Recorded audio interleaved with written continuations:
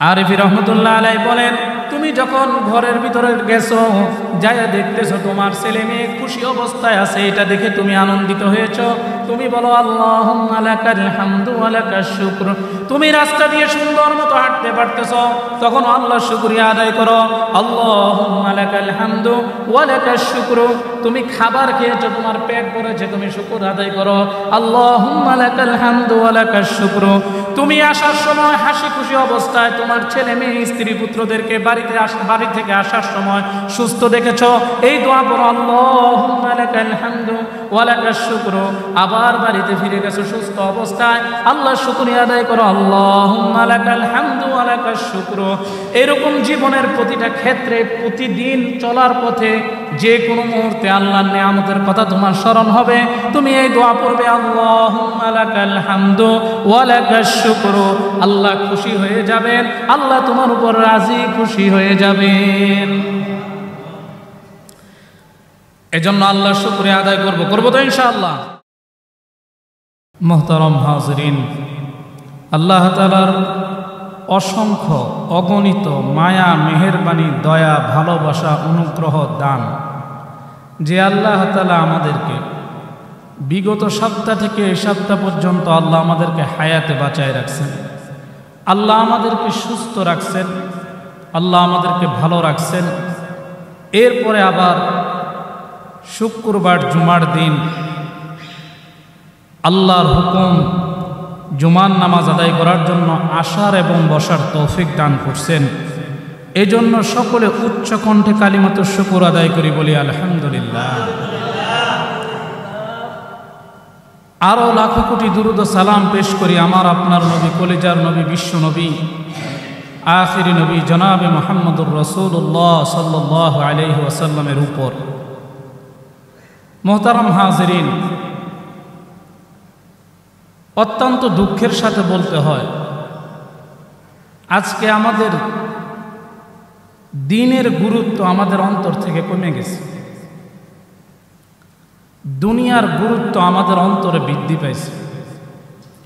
দুনিয়ার লাভকে লাভ মনে করা হয়,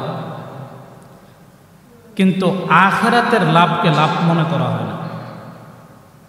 দুনিয়া প্রত্যেকটা মানুষের ভিতরে এই পরিমাণ ঢুকছে, দুনিয়া ছাড়া অন্য কিছু আমরা বুঝি না। এই জন্য এই দুনিয়ার পিছনে যদি ছুটি, তো এই দুনিয়ার পিছনে যারা ছুটছে এদের ঠিকানা হবো জাহান্নাম। আর যে আখিরাতের পিছনে ছুটছে, আখিরাতকে সামনে রাখছে, তার ঠিকানা হবে চিরস্থায়ী জান্নাত। সুবহানাল্লাহ। প্রত্যেকটা সপ্তাহে একটা কথা বলতে হয়, আজান হয়ে গেছে, মসজিদে আসেন, মসজিদ খালি। এটা অত্যন্ত দুঃখের কথা। আমরা সর্ব অবস্থায় আল্লাহ পাকের সর্ব অবস্থায় সর্ব বিষয়ে আল্লাহর কাছে ঋণী। আর সর্ব অবস্থায় যিনি আমাদেরকে বাঁচিয়ে রেখেছেন, সুস্থ রেখেছেন, ভালো রেখেছেন, হায়াত দিয়েছেন, জীবন দিয়েছেন, যৌবন দিয়েছেন, সুস্থতা দিয়েছেন, দুনিয়ার কামাই রোজগারের করার তৌফিক দান করেছেন, ব্রেন ঠিক রেখেছেন, লিভার ঠিক রেখেছেন, কিডনি ঠিক রেখেছেন, হার্ট ঠিক রেখেছেন, চক্ষু ঠিক রেখেছেন, হাত ঠিক রেখেছেন, পা ঠিক রেখেছেন, কান ঠিক রেখেছেন, মুখ ঠিক রেখেছেন, জবান ঠিক রেখেছেন। এই সব কিছু আল্লাহর দান। সুবহানাল্লাহ। আর এই সব কিছুর একচ্ছত্র মালিক একমাত্র আল্লাহ। আজ সেই আল্লাহর বিধানকে ছেড়ে দিয়া, আল্লাহর হুকুমকে বাদ দিয়া কিসের পিছনে, কার পিছনে ছুটতেছি, কি বুঝতেছি? এই জন্য দুনিয়াতে নেক আমল করতে পারা, এটা আল্লাহর কাছে দোয়া করতে হয়। যেমন হুজুর সাল্লাল্লাহু আলাইহি ওয়াসাল্লামের একজন প্রাণপ্রিয় সাহাবী হযরত মুআজ ইবনে জাবাল রাদিয়াল্লাহু তাআলা আনহু। এই মুআজ ইবনে জাবাল রাদিয়াল্লাহু তাআলা আনহুর হাত ধরে নবীজি বলতেছেন, ও মুআজ, আমি তোমাকে অত্যন্ত ভালোবাসি। মুআজ, আমি তোমাকে ভালোবাসি। আল্লাহর কসম মুআজ, আমি তোমাকে ভালোবাসি। নবীজি যখন মুআজের হাত ধরে বলতেছে, মুআজ, আমি তোমাকে ভালোবাসি, আল্লাহর কসম আমি তোমাকে ভালোবাসি, মুআজ রাদিয়াল্লাহু তাআলা আনহু চোখের পানি ছেড়ে দিয়ে বলতেছেন, ইয়া রাসূলুল্লাহ, দুনিয়ার কোনো কাফের মুশরিক বেঈমান ইহুদি নাসারা কোনোদিন আপনার কথার ব্যাপারে আপনার ব্যাপারে সন্দেহ পোষণ করে নাই। আমি মুআজ আপনার একজন সাহাবী, আমি কিভাবে আপনার ব্যাপারে সন্দেহ পোষণ করি? ইয়া রাসূলুল্লাহ, আমিও আপনাকে ভালোবাসি। সুবহানাল্লাহ। ইয়া রাসূলুল্লাহ, আমিও আপনাকে ভালোবাসি। আল্লাহর নবী বলেন, হে মুআজ, তোমাকে আমি একটা আমল শিখাই দিই। তুমি প্রত্যেক ফরজ নামাজের পরে এই দোয়া করো, আল্লাহুম্মা ইন্নী আলা যিকরিকা ওয়া শুকরিকা ওয়া হুসনি ইবাদাতিক। আল্লাহুম্মা ইন্নী আলা যিকরিকা ওয়া শুকরিকা ওয়া হুসনি ইবাদাতিক। ও আল্লাহ, আপনি আমাকে জিকির করার তৌফিক দান করেন, আপনি আমাকে আপনার শুকরিয়া আদায় করার তৌফিক দান করেন, কৃতজ্ঞতা প্রকাশ করার তৌফিক দান করেন। ওগো আল্লাহ, আপনি আমাকে হুসনু ইবাদাতিক, সুন্দর আমল করার তৌফিক আল্লাহ আপনি দান করেন। এমন আমল, যে আমল করলে আল্লাহ আপনি রাজি আর খুশি হবেন, এমন আমল করার তৌফিক দান করেন। সকলে বলে আমিন। এই বিষয়গুলি আল্লাহর কাছে চাইতে হবে। আপনি কি মনে করেন আমি এমনি এমনি আল্লাহর হুকুম পুরো করতে আসতে পারছি? আজকে জুমার নামাজ এমনি এমনি আসতে পারছি? আমার যোগ্যতার বলে, ক্ষমতার বলে, টাকার বলে, পাওয়ারের বলে না। একমাত্র কার দয়ায়? কথা বলতে হবে, জোরে বলেন, কার দয়ায়? আল্লাহর দয়া, আল্লাহর মেহেরবানিতে। এজন্য সর্ব অবস্থায় আল্লাহর শুকরিয়া আদায় করতে হবে। সর্ব অবস্থায় আল্লাহর শুকরিয়া আদায় করতে হবে। যদি করি তো আল্লাহ আমার নিয়ামতকে বাড়াই দিবেন। সুবহানাল্লাহ। আল্লাহ বলেন, লাইন শাকারতুম লাযীদান্নাকুম ওয়া লাইন কাফারতুম ইন্না আযাবী লাশাদীদ। যে আমার নিয়ামত পায়া নিয়ামতের শুকর আদায় করে, আমি আল্লাহ তার নিয়ামতকে বৃদ্ধি করে দেই। সুবহানাল্লাহ। এজন্য একজন বুজুর্গ ছিলেন, হযরত আরিফি রহমতুল্লাহ আলাইহি। উনি সব সময় আল্লাহর শুকরিয়া আদায় করতেন এইভাবে, আল্লাহুম্মা লাকাল হামদু ওয়া লাকাশ শুকরু। আমরা এটা শিখে নিব, আল্লাহুম্মা লাকাল হামদু ওয়া লাকাশ শুকরু। এই দোয়া তিনি সব সময় পড়তেন, এইভাবে আল্লাহর শুকরিয়া আদায় করতেন। এই আরিফি রহমতুল্লাহ আলাইহি বলে, আমি একদিন একজন বুজুর্গের, একজন আল্লাহর ওলির দরবারে গিয়েছিলাম সাক্ষাৎ করার জন্য। যখন আমি সাক্ষাৎ করার জন্য গিয়েছি, দেখলাম উনি একটা রুমে আর আমাকে থাকার জন্য একটা রুমে দিছে।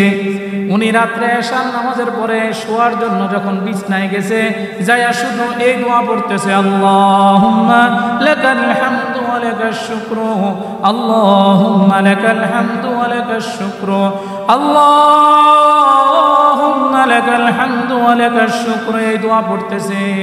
হুজুর জিজ্ঞাসা করতেছেন, হযরত আরিফি রহমতুল্লাহ আলাইহি জিজ্ঞাসা করতেছেন, হযরত আপ কিউ ইয়ে করতা হ্যায়, কেন আপনি এমন করতেছেন, এই দোয়া কেন পড়তেছেন? ওই বুজুর্গ বলে, আমি এই দোয়া এই জন্য পড়তেছি, তুমি যখন দেখবা সব আল্লাহর 24 ঘন্টা আল্লাহর নিয়ামতের মধ্যে তুমি ডুবন্ত অবস্থায় আছো, তুমি যেমন আছো আমিও আছি। আজকে সকালবেলায় যখন আমি বাসার থেকে বের হইছি, সন্ধ্যার আগ পর্যন্ত আমি আল্লাহর শুকরিয়া আদায় করার মতো তেমন সুযোগ পাই নাই।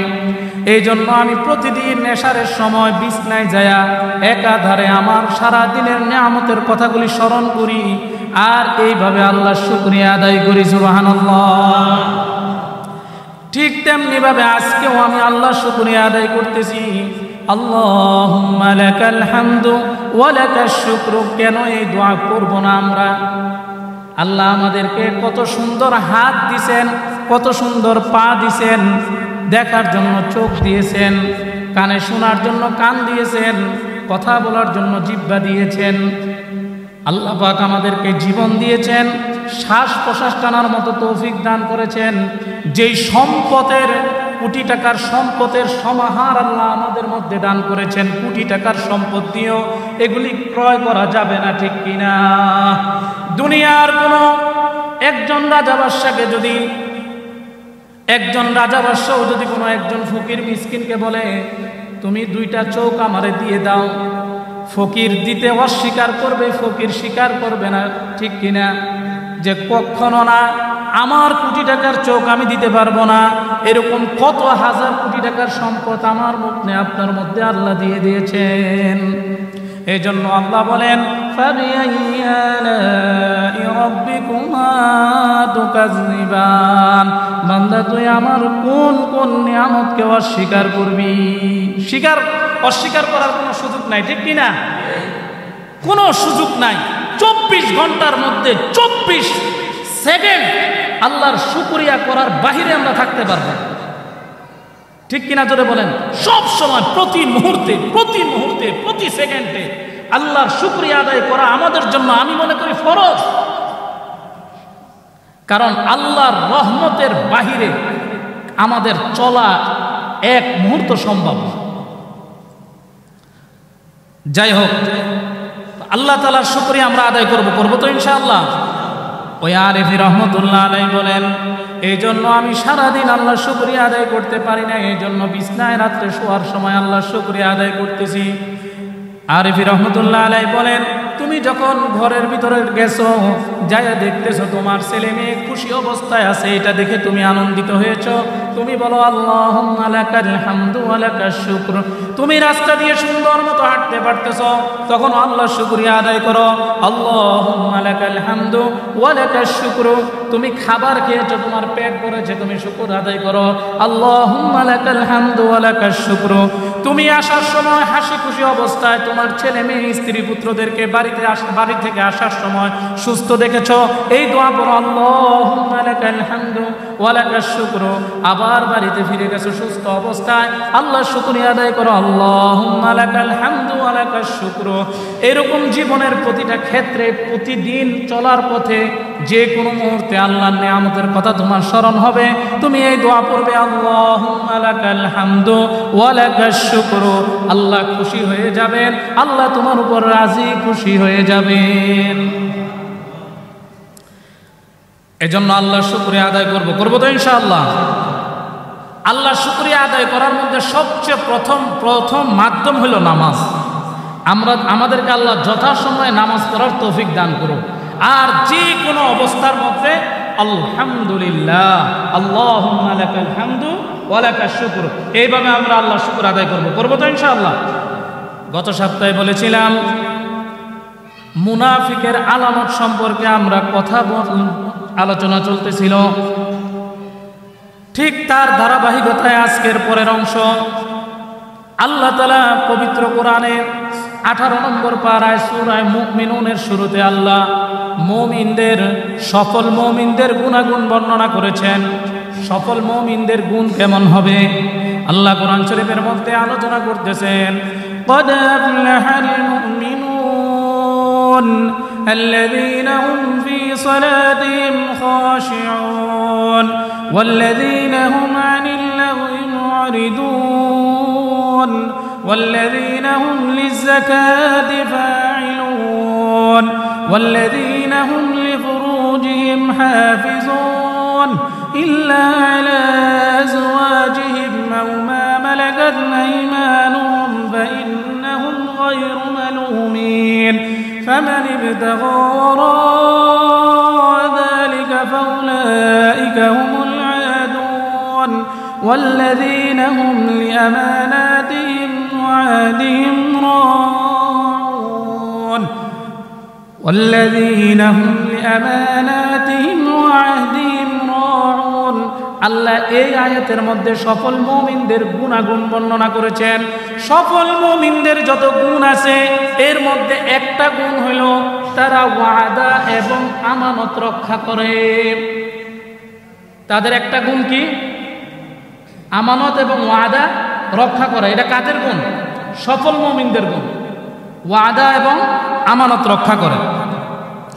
আল্লাহর নবী বলেন, আমার উম্মত যদি 4টা জিনিস আঁকড়ায় ধরে তাহলে তাদেরকে কোনোদিন কেউ পরাজিত করতে পারবে না, তারা কোনোদিন পদস্খলিত হবে না, তারা কোনোদিন কাফের মুশরিকদের সামনে বেইজ্জত হবে না।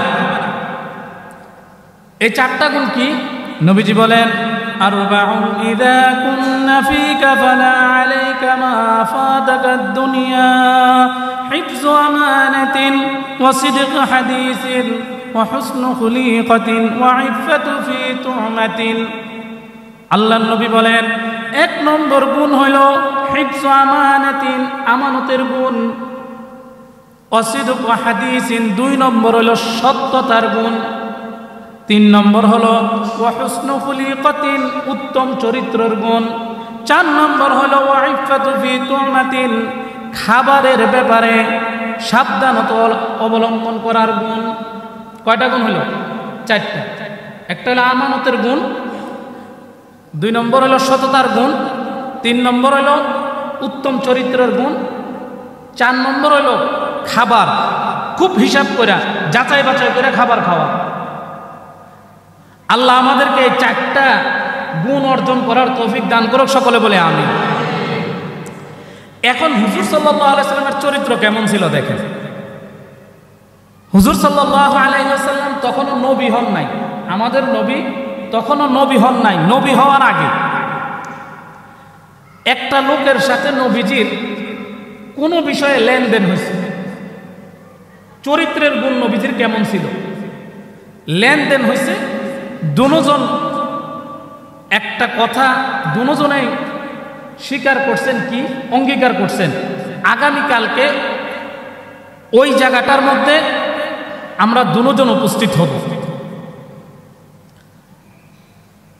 ঠিক পরের দিন হুজুর সাল্লাল্লাহু আলাইহি ওয়াসাল্লাম ওই জায়গাটার মধ্যে যায়া উপস্থিত। নবীজি ওই জায়গার মধ্যে যাওয়ার পরে 1 ঘন্টা 2 ঘন্টা 3 ঘন্টা এমন 4-5 ঘন্টা সময় হয়ে গেছে, ওই লোকটা আর আসে না। কিন্তু নবীজি তো কথা দিছে, ওয়াদা করছে, এই জন্য সেখানে যাইয়া দাঁড়াই রইছে, নবীজি লড়ে না। আর মনে মনে ভাবে হয়তো ওই লোকটা কোনো কারণে দেরি হচ্ছে, আসবে। কিতাবের মধ্যে লেখে, সুনানে আবু দাউদের মধ্যে 4344 নং হাদিস, কিতাবের মধ্যে লেখে নবীজি ওই জায়গাটার মধ্যে 3 দিন পর্যন্ত ওই লোকের জন্য অপেক্ষা করছে। সুবহানাল্লাহ। কথা দিছে ওই জায়গায় সাক্ষাৎ করবো 2 জনে, নবীজি যাই আগেই দাঁড়ায় দিছে। ওই লোকে আসে না, এই জন্য নবী কয়দিন অপেক্ষা করছে? 3 দিন। 3 দিন। কিতাবের মধ্যে লেখে শুধু নবীজির পেশাব পায়খানার দরকার হয়েছে আর খাওয়ার দরকার হওয়া, এই প্রয়োজন ছাড়া ওই জায়গার থেকে 1 মুহূর্তের জন্য লড়ে নাই। যদিও প্রয়োজন হয়েছে সাইরা আবার সেই জায়গায় এসে দাঁড়াইছে, এরকম 3 দিন। 3 দিন পরে ওই লোকটা কোথাও যাইতেছিল, নবীজির সাথে সাক্ষাৎ। নবীজি তারা কিছুই বলে নাই। সুবহানাল্লাহ। কোন জোরে কিচ্ছু বলে নাই নবীজি, শুধু এইটুকু বলছে, ভাই তুমি যে আমার সাথে ওয়াদা কইরা ওয়াদাটা রক্ষা করো নাই, সেজন্য আমার খুব কষ্ট হয়েছে। আল্লাহ। নবীজি এই কথা কয় না তুমি আমাকে কষ্ট দিছো, এই কথাও কয় না। বলছে তুমি যে ওয়াদা কইরা আসো না, এতে আমার কষ্ট হয়েছে। ওই যে 3 দিন দাঁড়ায় রয়েছে। এই হলো আমাদের নবীর চরিত্র। আমাদের নবীর চরিত্র কেমন? আমরা এমন নবীর উম্মত। সুবহানাল্লাহ। হুজুর সাল্লাল্লাহু আলাইহি ওয়াসাল্লাম এটা নবীজির ওয়াদা রক্ষা করার, এটা ছিল নবীজির ওয়াদা রক্ষা করার গুণ, চারিত্রিক গুণ। কিরকম সুন্দর। এবার আমানতদানের গুণ কেমন ছিল? নবীজি বলেন, মক্কার মধ্যে নবীজি যখন কালেমার দাওয়াত দিতেছেন, দ্বীনের দাওয়াত দিতেছেন, মক্কার কাফের মুশরিক বেঈমানেরা নবীজির উপর একের পর এক অত্যাচারের স্টিম রোলার চালাইছেন। এমন কোন নির্যাতন বাদ নাই যে নবীজির উপর করে নাই। শেষ পর্যন্ত নবীজি তাদের অত্যাচার সহ্য করতে না পেরে আল্লাহ হুকুম করেছেন, মক্কা থেকে মদিনায় হিজরত করো। এমনকি নবীজিকে মাইরা ফেলানোর, মেরে ফেলার পর্যন্ত ষড়যন্ত্র ইহুদিরা করছে, মক্কার কাফেরেরা করছে। দেখেন, বুঝেন, নবীজি সাল্লাল্লাহু আলাইহি সাল্লামকে সিদ্ধান্ত হয়েছে আগামীকাল সকালবেলা নবী এখান থেকে চলে যাবে, হিজরত করবে। এই খবর কাফেররা পাইছে। পাইয়া নবীজি যে ঘরের মধ্যে ঘুমাইতেন থাকতেন, এই ঘরের চতুর্দিকে পাহারাদার নিযুক্ত করে দিয়েছেন। এই ঘর থেকে নবী বাহির হবে, বাহির হলেই নবীকে নাউজুবিল্লাহ হত্যা করা হবে। মক্কার মধ্যে ঘোষণা করে দিছে, যদি কেউ মুহাম্মদ সাল্লাল্লাহু আলাইহি ওয়াসাল্লামের অর্থাৎ মুহাম্মদের মাথা যদি কেউ কেটে নিয়ে আসতে পারো, তাকে 100 লাল উট পুরস্কার দেওয়া হবে। সকলে বলি নাউজুবিল্লাহ। নবীজির মাথার দাম 100 লাল উট। এখন নবীজি সাল্লাল্লাহু আলাইহি ওয়াসাল্লামকে এত রকম পরিকল্পনা, নবীকে হত্যা করবে, কিন্তু নবীজি কেমন দরদি! আল্লাহু আকবার।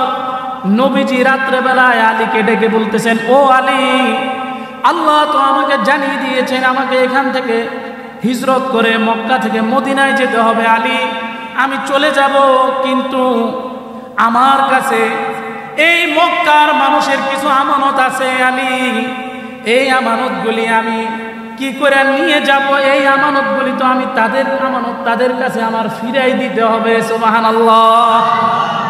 কাফেররা নবীকে মাইরা ফেলবে এই ষড়যন্ত্র করতেছে, আর নবীজি তাদের আমানত তাদের কাছে ফিরাই দেওয়ার জন্য চেষ্টা করতেছেন। সুবহানাল্লাহ।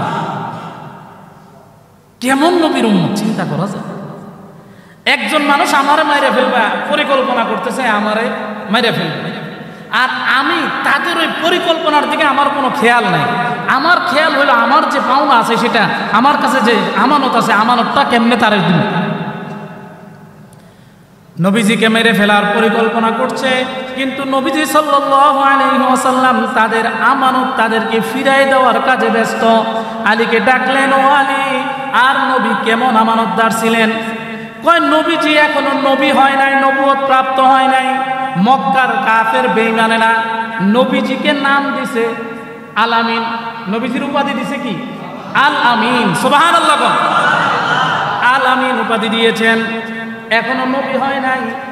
কয়, এমন নবীজিরে এমন ভাবে কাফের মুশরিকরা ডাকতো, আল আমিন তো কইতো, আরো বেশি বাড়ায় কইতো, ইয়া সাদিকুল আমিন, হে বিশ্বস্ত, হে আমানতদার। সুবহানাল্লাহ। ডাকটা কি? হে আমানতদার। এখন আমানতের, আমাদের আমানতের অবস্থা কি? বেশি না, মসজিদের সামনে 1000 টাকার নোট একটা ফালাইয়া যারা মসজিদে নামাজ পড়ছে এদের সামনে ফালাই দিয়ে এরপর আমানতদার টেস্ট করেন, দেখবেন যে কয়জন আমানতদার পাওয়া যায়। ঠিক কিনা জোরে কম? এই কাফের মুশরিকরা নবীকে নবী হওয়ার আগে আল আমিন উপাধি দিয়েছে, সাদিকুল আমিন করে ডাকতো। কয়, মদিনার মক্কার ছোট ছোট বাচ্চারা নবীজিরে সাদিকুল আমিন কইতো। সুবহানাল্লাহ। এই নবীজি, কাফেররা নবীজিকে আল আমিন উপাধি দিয়েছে, এমন নবী মক্কা ছেড়ে চলে যাইতেছেন, তারপরও তাদের আমানত তাদেরকে পৌঁছায় দেওয়ার জন্য নবী অস্থির, পেরেশান।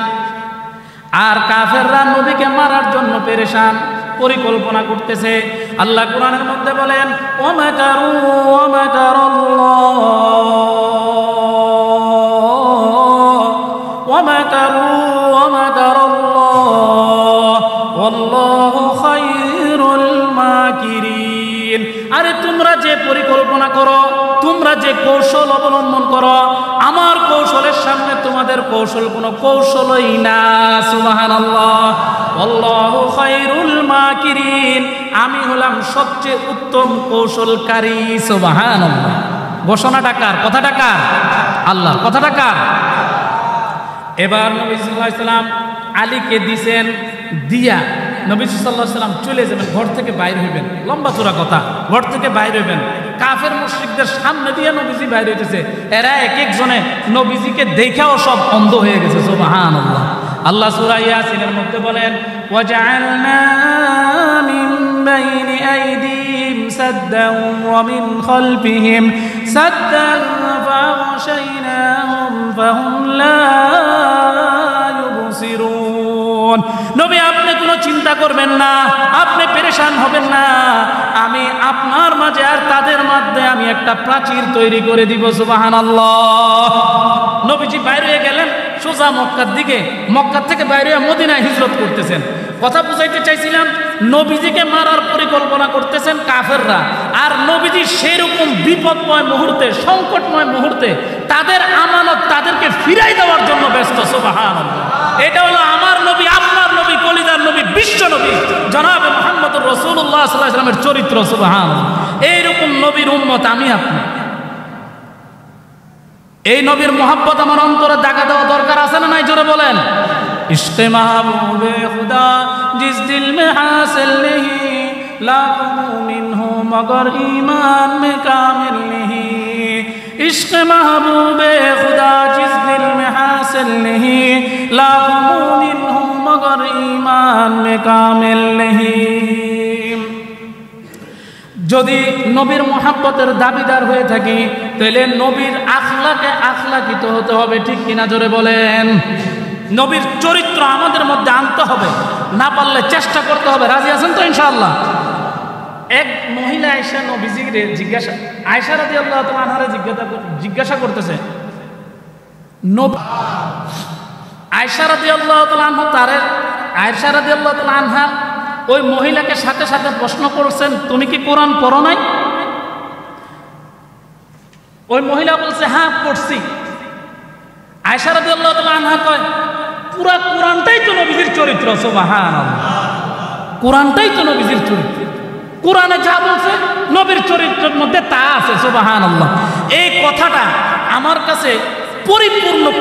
কোন সময় আমি নবীজির চরিত্রের ব্যাপারে কোনো সন্দেহ নেই, কিন্তু আমি এই কথাটা পূর্ণাঙ্গভাবে অনুধাবন করছি যখন ওই হাদিসটা পড়ছি, যে এক লোকের সাথে নবীজি কথা দিছে যে আগামীকাল ওইখানে আসবেন। ওই লোকটা আসে নাই দেখে নবীজি 3 দিন দাঁড়ায় আছে। চিন্তা করা যায়? সুবহানাল্লাহ। কয়দিন? 3 দিন পর্যন্ত নবীর জন্য অপেক্ষা করছে। সুবহানাল্লাহ, আল্লাহু আকবার। আর আমরা সেই জায়গায় আমাদের চরিত্র, আমাদের আমানতদারি নাই, আমানতদারির খাতায় জিরো। আজ মুসলমান অপমানিত, মুসলমান লাঞ্ছিত, মুসলমান অপদস্থ, মুসলমান ইজ্জত সম্মান হারা, মুসলমান জেল্লতি আর বেইজ্জতি মুসলমান ঘাটে ঘাটে পোহাইতেছে। কারণ নবীর আদর্শের একটা ছিটা ফোটাও আমাদের মধ্যে নেই। আমি মনে করি আমি 5 ওয়াক্ত নামাজি, এতটুকু না। নামাজ এটা মুসলমানের গুণ, এটা মুসলমানের গুণ। মুসলমানের নামাজ যেমন মুসলমানের একটা গুণ, ঠিক আমানতদারিও মুসলমানের একটা গুণ। সুবহানাল্লাহ। ঠিক ওয়াদা রক্ষা করা এটাও মুসলমানের গুণ, চরিত্র উত্তম হওয়া এটাও মুসলমানের গুণ। এই জন্য নবী বলেন, হিফযু আমানাতিন ওয়া সিদকু হাদিসিন ওয়া হুসনু খুলিকাতিন ওয়া ইফফাতু ফি তুমাতিন। অর্থাৎ এই 4 গুণ যখন মুসলমানের মধ্যে আসবে তখন মুসলমান কখনো অপদস্থ হবে না। মুসলমানের উন্নতি, দিন দিন মুসলমান উন্নতি করবে। আর এই 4 গুণের একটা গুণও যদি মুসলমান থেকে কমতে থাকে তাহলে মুসলমান বেইজ্জতি হতে থাকবে, মুসলমান আস্তে আস্তে জিল্লতি হতে থাকবে। আজকে আমরা এই জন্যই তো মুসলমানের চরিত্র দেখে বেদিন কাফেররা মুসলমান হয়ে গেছে, শুধু চরিত্র দেখে, আখলাক দেখে। আজকে আমরা সব জায়গায় শুধু কথা দিয়া কথা রাখি না, ওয়াদা দিয়া ওয়াদা রক্ষা করি না, আমানত রাখলে আমানতের খেয়ানত করি। অথচ নবীজি বলেন এগুলি সব কিছু মুনাফিকের আলামত।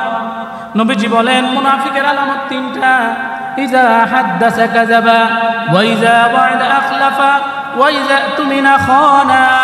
মুনাফিক যখন কথা বলে তখন মিথ্যা কথা বলে। মুনাফিক ওয়াদা দিলে ওয়াদা খেলাফ করে, আমানত রাখলে আমানতের খেয়ানত করে। এই কয়টা বৈশিষ্ট্য কার? মুনাফিকের। কার বৈশিষ্ট্য? কার? মুনাফিক। আর এই মুনাফিক সব জায়গায়। আমার ভিতরে যদি এই 3 গুণ না থাকে তো আমিও মুনাফিক। এই জন্য আল্লাহ আমাদেরকে মুনাফিকের থেকে রক্ষা করুক, সকলে বলে আমিন। সব জায়গায় মুনাফিকি, সব জায়গায় আমানতের খেয়ানত। একজন ওষুধ বিক্রেতা, সেও ভেজাল ওষুধ বিক্রি করত। একজন ডাক্তার, সেও কসাই হয়ে গেছে। একজন উকিল, সেও কসাই। অফিস আদালত সব জায়গায় আমানতের খেয়ানত। পাসপোর্ট বানাইতে যাবেন, আমানতের খেয়ানত। জমি রেজিস্ট্রি করতে যাবেন, আমানতের খেয়ানত। ডাক্তার দেখাইতে যাবেন, আমানতের খেয়ানত। কোর্ট কাছারিতে যাবেন, আমানতের খেয়ানত।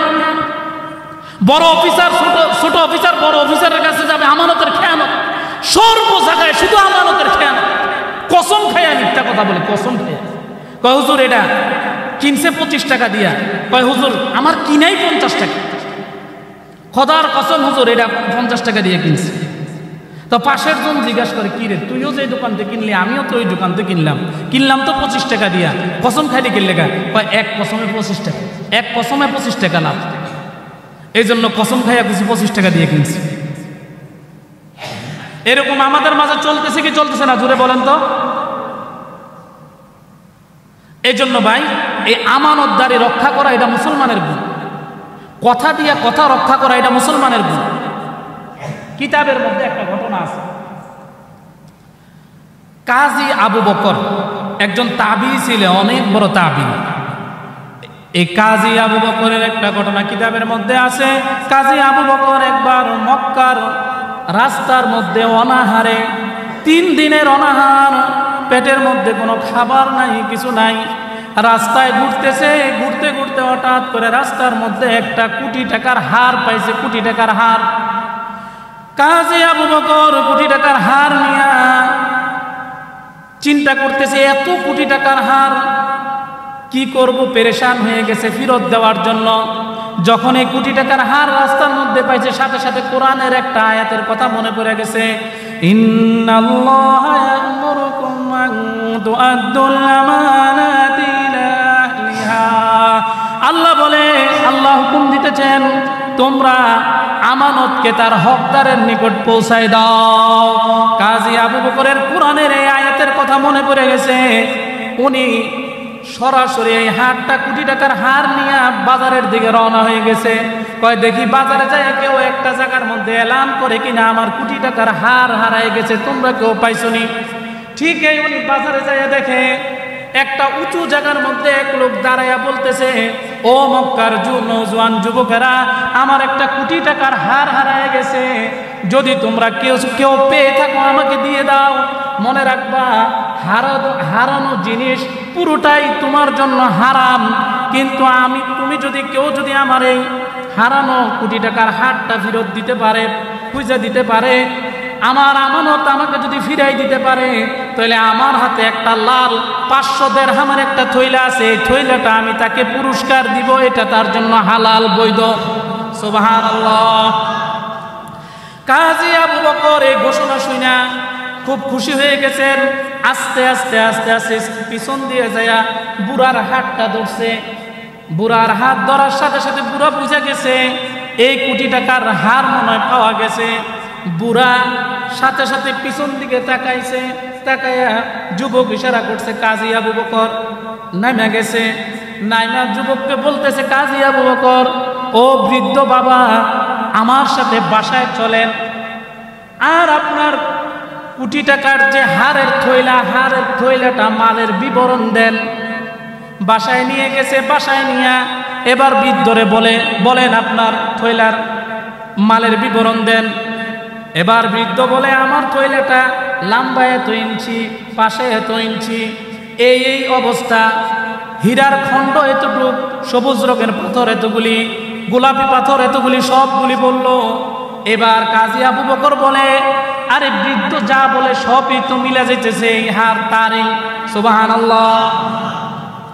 এবার কাজী আবু বকর এই হারের থৈলাটা তার কথা মতো তার হাতে দিয়ে দিয়েছে। বৃদ্ধ ওই কথা মতো 500 দিরহামের লাল থৈলাটা কাজী আবু বকরের হাতে দিয়ে দিয়েছে। কাজী আবু বকর এবার বলে, ও বৃদ্ধ বাবা, এই থৈলা আমি নিতে চাই না, লাল থৈলাটা আমার দরকার নাই, আমি নিব না। বৃদ্ধ বলে, কি বলো? এই টাকা তো আমি তোমাকে দিব, এটা তোমার সাথে ওয়াদা করছি, কথা বলছি, তুমি নিয়ে যাও।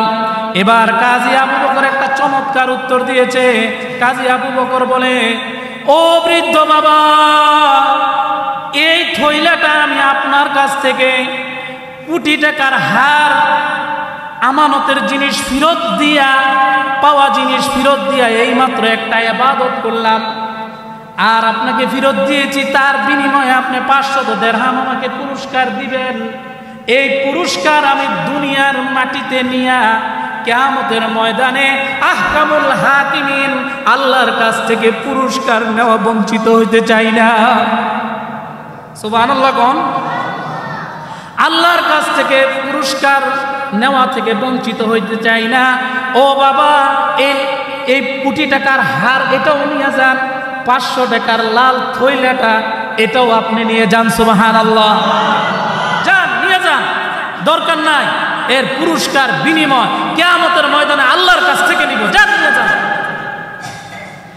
এবার আবার ওই কাজী আবু বকর বলে, চাচা নিয়ে যান, কিন্তু ইচ্ছা করলেই আমি ওই লাল থইলাটা নিতে পারি। আপনি জানেন না চাচা, আজকে 3 দিন যাবত আমি অনাহারে, আমার পেটের মধ্যে খিদার যন্ত্রণায় অস্থির, আমার পেটের মধ্যে খিদা, মক্কার গলিতে পাগলের মতো ঘুরতেছি। ইচ্ছা করলে ওই 500 দিরহামের লাল থইলাটা আমি নিতে পারি, কিন্তু নিব না, এটার পুরস্কার কিয়ামতের ময়দানে আল্লাহর কাছ থেকে নিব। এবার কাজী আবু বকর চলে যায়।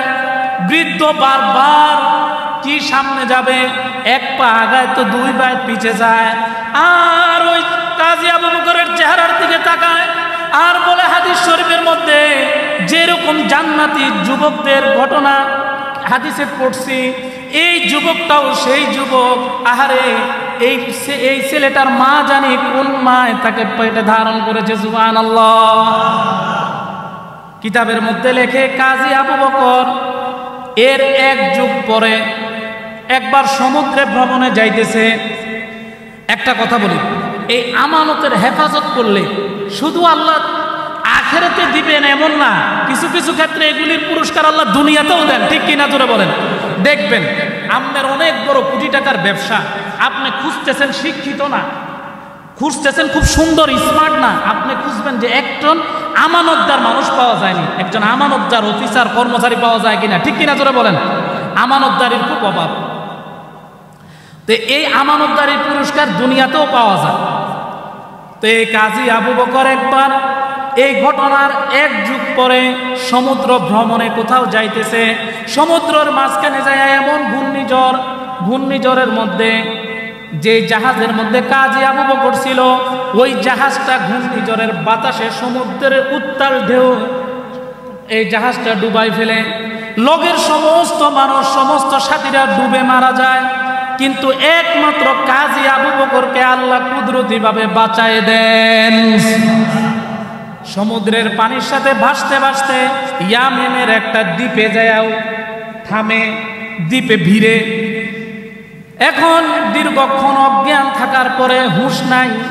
যখন জ্ঞান ফিরছে, জ্ঞান ফিরা দেখে যে দূর থেকে, সমুদ্রের পাড় থেকে তাকায় দূরে দেখা যায় একটা মসজিদের মিনারা। উনি মনে মনে বলে, যাক আলহামদুলিল্লাহ, একটা মুসলিম অধ্যুষিত এলাকায় এসে পৌঁছলাম। উনি কেমন ইমান, ওই সময় অবস্থাটা কি ইমানের, লগের সব মানুষ ডুবা মারা গেছে, উনি একা বাকি, ইমানটা কি? সোজা মসজিদের দিকে রওনা করছে। মসজিদে যায় 2 রাকাত শুকরিয়া নামাজ পড়ছে। নামাজ পড়ে এরপরে জোরে জোরে কোরআন শরীফের তেলাওয়াত করতেছে। তাহা মা আনজালনা আলাইকাল কুরআন লিতাশকা ইল্লা তাযকিরাতাল লিমান ইয়াখশা তানজিলাম মিম্মান খালাকাল আরদা ওয়াস সামাওয়াতিল উলা الرحمن على العرش استوى له ما في السماوات وما في الأرض وما بينهما وما تحت الثرى। কুরআনের এই আয়াত যখন মধুর সুরে পড়তেছে, আশেপাশের লোকেরা দৌড়ায় আসছে, কিরে এত সুন্দর কোরআনে কারীমকে তেলাওয়াত করে। আয়েশা দেখে যে একজন লোক ভিজা কাপড়ে, ভিজা শরীরে মসজিদে দাঁড়ায় দাঁড়ায় কোরআনের কারীমের তেলাওয়াত করতেছে। সবাই তার কাছে এসে জিজ্ঞাসা করছে, ও ভাই তুমি কোত্থেকে আসছো? এবার সে বলে, আমি মক্কার মানুষ, আমি এক জায়গায় সমুদ্রে ভ্রমণে যাইতেছিলাম, সবাই ডুবে মারা গেছে, আল্লাহ কুদরতিভাবে আমাকে বাঁচায় এখানে নিয়ে আসছেন। এবার ওই লোকেরা বলতেছে, ভাই শোনো, তুমি এখানে আসার আগে আমরা এই দ্বীপের মধ্যে একজন ইমাম ছিল, এই ইমামটা আজকে 1 মাস হয় মারা গেছে, আমরা যোগ্য একজন ইমামের পিছনে নামাজ পড়বো এমন একজন মানুষও পাই না। আসলে তুমি তো আসো নাই, আল্লাহ তোমাকে আমাদের কাছে পাঠাই দিছে। এখন তুমি কি চাও? মক্কায় যাইবা? কিন্তু যাইতে চাইলে যাইতে পারবা না। কারা বলে? দ্বীপের মানুষ। মক্কায় চাইলে আমরা তোমরা ছাড়তাম না, তুমি যেই সুন্দর কোরআন শরীফ পড়ো তোমরা ছাড়তাম না। তুমি এই দ্বীপের মধ্যে থাকবা, এই দ্বীপের মানুষের উস্তাদ হবে তুমি, তোমার কাছ থেকে আমরা কোরআন শিখবো, তুমি আমাদেরকে নামাজ পড়াইবা, তোমার পিছনে আমরা নামাজ পড়বো, তুমি হবা আমাদের শিক্ষক। সুবহানাল্লাহ। এরপরে কাজী আবু বকর ওইখানে থাকেন কিছুদিন যাওয়ার পর। এবার কিছুদিন যাওয়ার পর লোকেরা ধরছে, তুমি তো এখানে থাকতেছো, তোমার তো একটা বিয়ে শাদী করা দরকার। 1 মিনিট সময় নিতেছি, তোমার তো এখানে বিয়ে শাদী করা দরকার, তোমার আমরা একটা বিয়ে দিয়ে দেই, এখানে একজন ইমানদার, বড় ইমানদার মেয়ে আছে। কাজী আবু বকর বলে, তোমরা যখন আমার ছাড়ো না, এখানে যখন থাকতে হবে তাহলে বিয়েটাও করে নেই। সুবহানাল্লাহ। এখন কাজী আবু বকর বিয়ের জন্য রাজি। এবার মেয়ের কাছে বিয়ের প্রস্তাব পাঠাইছে, তোমার জন্য একজন ইমানদার ছেলে পাওয়া গেছে, তুমি রাজি আছো কিনা? মেয়ে বলে, হ্যাঁ আমিও তো এমন মনে মনে একটা ছেলে খুঁজতেছি। সুবহানাল্লাহ। ঠিক আছে, আমি রাজি। এবার মহল্লার ওই দ্বীপের মানুষ মিলা বিয়ে পড়াই দিছে। রাত্রে যখন ঘরের মধ্যে ঢুকছে, কাজী আবু বকর যখন দুজন খাটের মধ্যে বসা, এখন কাজী আবু বকর যখন তার স্ত্রীর গলার মধ্যে দেখে যে স্ত্রীর গলার মধ্যে বারবার স্ত্রীর গলার মধ্যে তাকায়, বারবার তাকাইতেছে। স্ত্রী মনে মনে কয়, মানুষের কাছ থেকে শুনলাম হ্যাঁ ইমানদার, পরিপূর্ণ ইমানদার, কামেল ইমানদার, দেখি আমার এই গলার মধ্যে যে কোটি টাকার হার আছে, এই হারের দিকে খালি তাকাইতেছে, এর ইমানদারি কই? সুবহানাল্লাহ। কাজী আবু বকর বুঝতে পারছে, আরে এ মনে হয় আমার সন্দেহ করতেছে, আমার স্ত্রী মনে হয় আমাকে সন্দেহ করতেছে। এটা বুঝতে পারে এবার কাজী আবু বকর বলে, ও আমার প্রাণের স্ত্রী শোনো, আমি তোমাকে অবিশ্বাসী করতেছি না, আমার মনের তোমার ওই হারের ব্যাপারে আমার কোনো লোভ লালসা কিছুই নাই। কি জন্য আমি বারবার তোমার গলার দিকে তাকাইতেছি জানোনি? স্ত্রী বলে, বলো কি জন্য তাকাও? স্ত্রী বলে, কাজী আবু বকর বলে, শোনো, আমি 3 দিনের অনাহারী ছিলাম, মক্কার গলিতে গলিতে গলিতে গলিতে ঘুরতেছিলাম, পেটের মধ্যে একটা দানা পানিও নাই। এই ঘুরতে যাই আমি একটা কোটি টাকার হার রাস্তার মধ্যে কুড়াই পাইছিলাম। সুবহানাল্লাহ। আমি তোমার গলার ওই হারের দিকে তাকায়া আমার ওই সেই পুরনো দিনের হারের কথাটা আমার মনে হয়ে গিয়েছে, কারণ একজন বৃদ্ধ এই হারের মালিক ছিল। এই হারটা যখন আমি উল্টায়া পাল্টায়া তারে দিতেছিলাম, মালের বিবরণ মিলাইতে যায় যখন বারবার হাতাইছিলাম, তখন আমি দেখছি এই হারটা, তোমার গলার হারটা আর ওই হারটা হুবহুব মিলে যায়। এই কথাটা বলার সাথে সাথে স্ত্রীর চোখ দিয়া পানি জোর জোর করে পড়ে। স্ত্রী বলে, ও আবু বকর শুনো, আমার বাবা যে বৃদ্ধ লোকটা হারের মালিক ছিল, ওই বৃদ্ধ লোকটা ছিল আমার বাবা। সুবহানাল্লাহ। সুবহানাল্লাহ। ওই বৃদ্ধ লোকটা ছিল আমার বাবা। আমার বাবা মৃত্যুর আগে সব সময় একটা দোয়া করতো, আল্লাহ মক্কার গলিতে একটা ইমানদার যুবক দেখেছিলাম, ও আল্লাহ কোটি টাকার হার পাওয়ার পরও নিচে ওইটা নেয় নাই, এবং তাকে আমি 500 দিরহাম পুরস্কার দিতে চাইছিলাম, সেটাও নেয় নাই। আল্লাহ আমার এই মেয়েটারে যদি মৃত্যুর আগে এমন একজন ইমানদার ছেলের কাছে আমি উঠাই বিয়ে দিয়ে যেতে পারতাম। আমার আব্বা মৃত্যুর আগে এই দোয়া করত, ও আমার প্রাণের স্বামী।